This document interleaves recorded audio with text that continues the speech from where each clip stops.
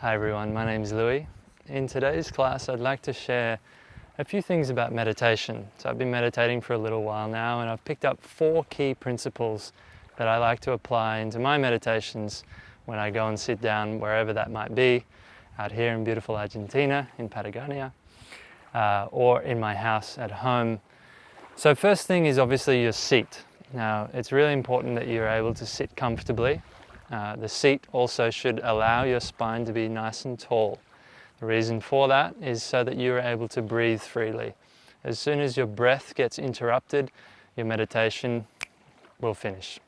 Your mind will get distracted, and it's just a natural response where your body will just naturally go, oh my God, I'm not breathing, how do I breathe?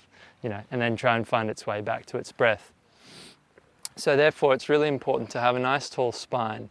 Now for me, in Thunderbolt pose, like what I'm sitting in now, or Hero's pose, this for me is the way that I am able to lengthen my spine or elongate my spine nice and tall so that I'm able to sit comfortably and breathe freely.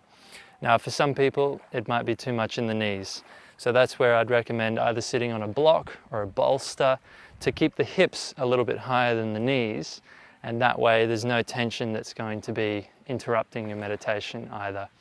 So a comfortable seat is principle number 1. The second principle is making sure that you're in a safe environment. Now, a safe environment externally, of course. Now I'm outside, hoping that it's going to be safe here in Patagonia, which thankfully thus far it has been safe. But you might be practicing at home as well, and you want to make sure that that is also a safe environment. And it's an environment where you can have a bit of a sacred practice. So for me at home, I like to sort of put myself in a little corner where I can put a nice cushion, maybe light a candle, incense, play some nice music, just creating that nice ambient feel or vibe to allow you to just simply feel safe and calm and therefore peaceful. The third thing, or the third step in terms of going deeper into the meditation then, is bringing your awareness or focusing the mind on something.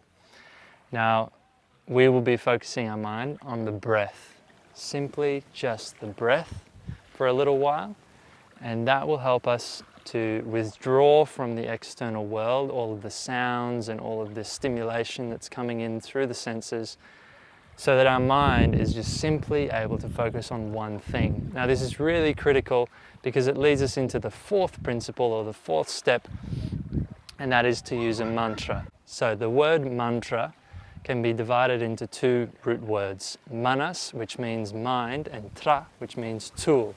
So essentially it's a tool to control the mind, okay, or to help the mind. And what are we helping the mind with? Withdrawing from all of the stimulation through our 5 senses. Okay, so the mantra helps us again to focus, like what the breath does. The breath helps us to focus on one thing. The mantra then helps us to really go deeper into what we'd like to achieve in this meditation. So for some people, they might use an affirmation, or you can use a Sanskrit mantra. That's your choice. And I urge you to actually have a look at some of the mantras that we'll leave in the description box below. You might like to use some of those mantras, or you can use a personal mantra as well.